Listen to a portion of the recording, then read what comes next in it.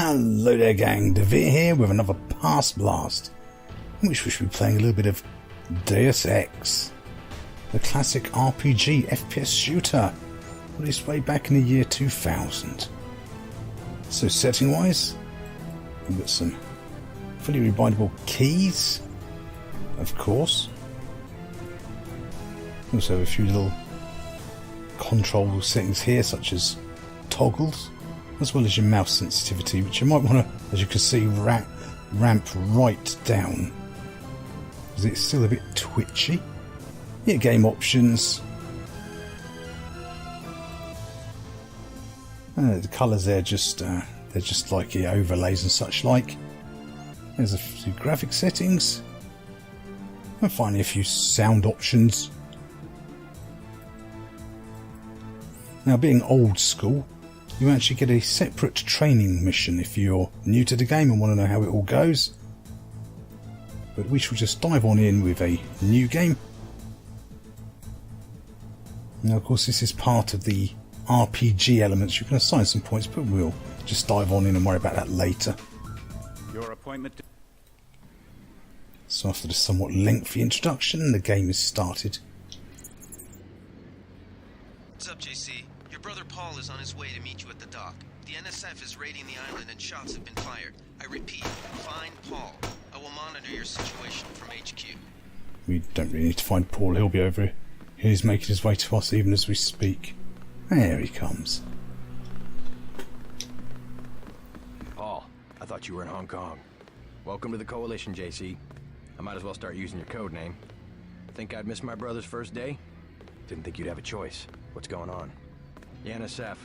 They hit one of our shipments. A few of them got away, but we trapped the rest in the statue. What are we waiting for? Looks like a textbook assault. The NSF took one of our agents hostage. The bots are holding the perimeter, but my orders are to hold back and send you in alone. I think someone high up wants to see how you handle the situation. All I've got with me is a pistol and an electric prod. I don't mind a test, but UNATCO better issue some hardware. Remember that we're police. Stick with the prod. It'll stun your opponents or knock them unconscious. A non-lethal takedown is always the most silent way to eliminate resistance. Just in case, though, Manderley wants you to pick an additional weapon. A sniper rifle, a GEP gun, or a mini crossbow. The crossbow. Sometimes you've got to make a silent takedown. Good thinking. With these tranquilizer darts, you'll have another non-lethal way to take down an enemy in addition to the prod. I get the idea. What's the first move? I'm going to give you a map of the island. If you can get to the North Dock, a UNATCO informant will give you a key to the statue doors. He responds to the code phrase, iron and copper. You could avoid a lot of fighting, though, if you found a back way to the statue. I'll see how it looks on shore. Your primary objective is the makeshift command center the terrorists have installed at the top of the statue, but don't forget about Agent Herman. We think he's being held on the ground floor. What are my orders when I reach the command center? Interrogate the leader. We don't yet know why the terrorists would risk an open assault. So of course, basically the world's gone to hell. There's a plague ravaging everywhere. There's a vaccine for it, ambrosia, which is what these terrorists are trying to get hold of because it's in limited supply. We are a UNATCO agent, but we're not just your normal special agent, of course. If we go to our inventory, there's our health panel, because of course individual parts get damaged. Of course, what sets this apart is the augmentations. Now, at the moment, we've only got a light. And as you go throughout the game, you'll find augmentations that can increase your abilities, and you install them at an augmentation station. And then, of course, there's our skills that we briefly looked at, your different weapon types, lockpicking, electronics. Because what sets this game apart is the ability to tackle levels and areas in multiple ways. Let's have some light on the situation. It's always worth having a good look around because there's usually stuff to pick up all over the place. Ammunition and supplies are not exactly plentiful, so you have to sort of think about what you want to do and where you want to go. You also have to keep an eye on your energy levels because all these augmentations do, of course, use power. You only have a limited amount. You can find stations to recharge. JC, your orders are to shoot on sight. A UNATCO informant on the North Dock can get you inside the statue. Look for a bomb. Identify yourself with the phrase, iron, and copper. Now I've lost my track of what I was saying now. So certainly early games, stealth is a fairly big part of the Covert approach.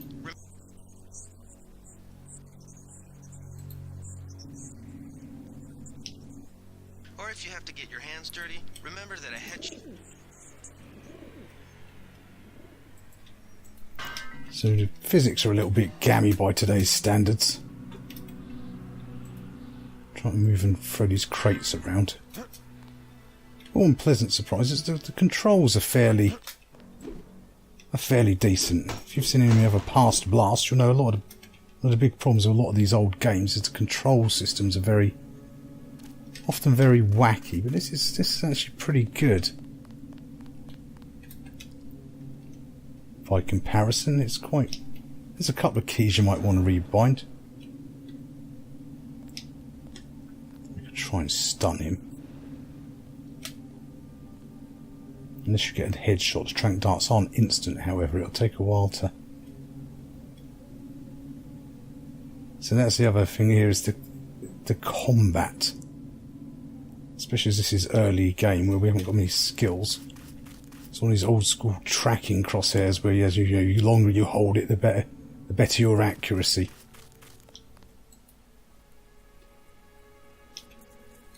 So it does make the early game quite hard. Of course, as you go through the game, if you spec yourself up as more of a combat specialised operative, you can pretty much blast your way through everything pretty quickly. Or you can stealth. And there's different ways of picking locks or finding codes. There's quite a bit goes on with this game. That was its biggest selling point, is the fact that there are multiple ways. We could have gone and tried an assault on the front there. If we just took that GEP gun, we could have used that to blow up the robot that's patrolling. Here we can go and try and find that chap he told us to go chat to. It's a bit odd, it's right click for picking up things up and... Oops. I thought he'd moved off a bit further.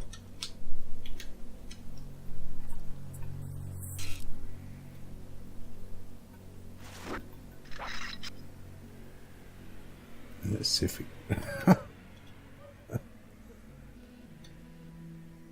Yes, it's... Oh, no, don't go that way.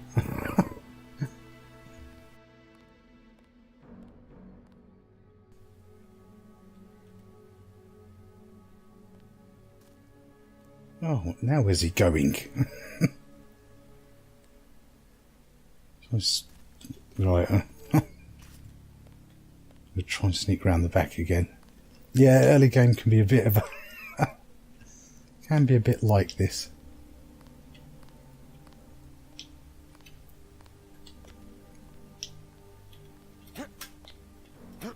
Something other than obviously the graphics definitely show their age, and the lighting and some of the animations.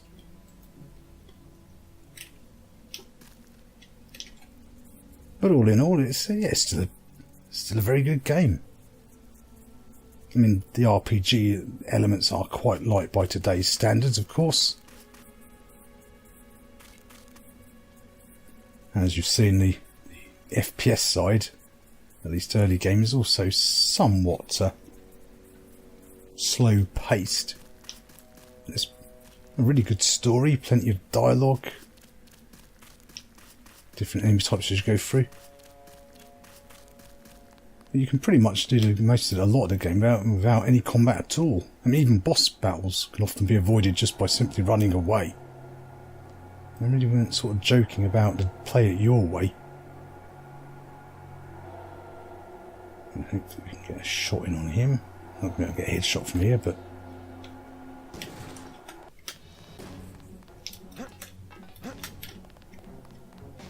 he'll pass out soon enough, as long as he hasn't alerted any of the others.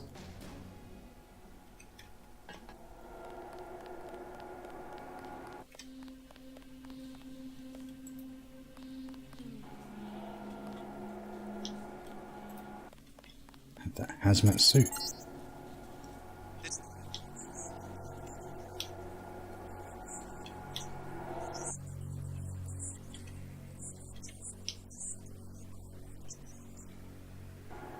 There's only a few supplies in there, so we won't really worry about that during this quick playthrough.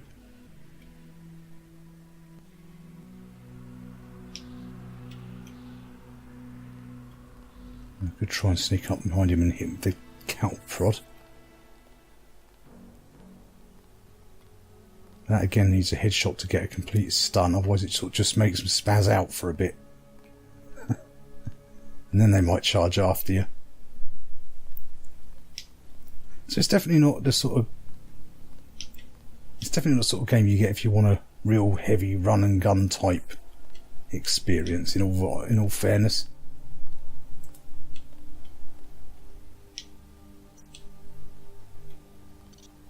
Yeah, he's going that way. Good, that's what we want.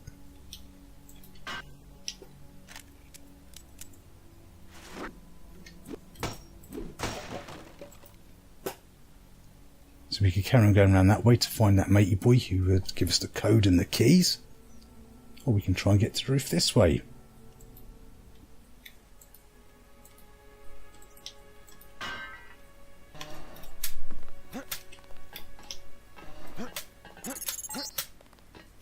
Good thinking. You might be able to avoid some of the security entering this way.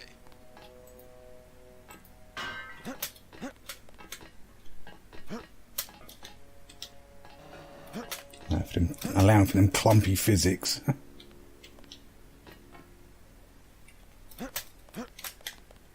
So in the grand scheme of things, this game has pretty much well stood the test of time, in all honesty. Lots of dialogue, lots of interesting environments to visit as the story progresses. Often multiple ways as well. Of course, sometimes your dialogue will also change out how things pan out. Come on, why can't you walk just straight at me?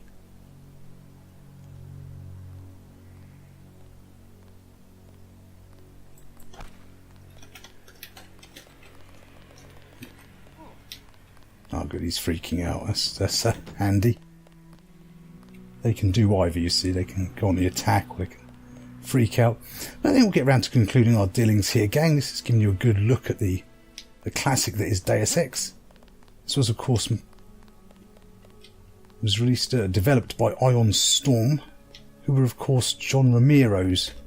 It was John Ramiro who, after he left ID Tech, John Ramiro, of course, was a big player in the original Doom. This was developed by him, and his company, which, of course, is a bit odd because most of the other games they developed were pretty awful. Diactana especially.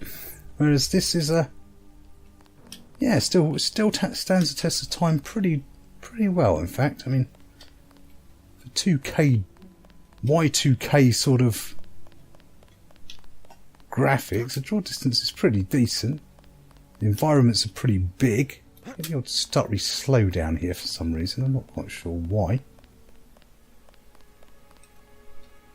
And this is all quite a large playable area. You can stealth round and there's different ways of getting through, even if you go over that way and look around and things to find. Yeah, so all in all, you get a lot of game for your money, especially as now as it's quite cheap. What's this? Going to be some medical supplies. Definitely worth taking something to look around and find things in this game because, yeah, ammo is not. There's not a lot of. It's not exactly abundant. Especially if you play at the later, harder level, you know, later difficulty levels where things aren't as easy to knock down as they are here.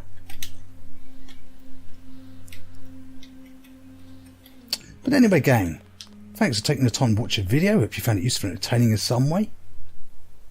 And this was Deus Ex. Definitely one of those classics, and rightfully so, in my opinion. Excellent blend of RPG and action. With great story, lots of dialogue and interesting characters, and the ability to sort of just wander around and challenge and tackle things with in multiple different ways, which allows you to try different things on different playthroughs. So you definitely get your value for money with this one. So anyway, all, don't forget to like, comment, subscribe to let me know you're alive, and I shall see you all next time. Bye for now.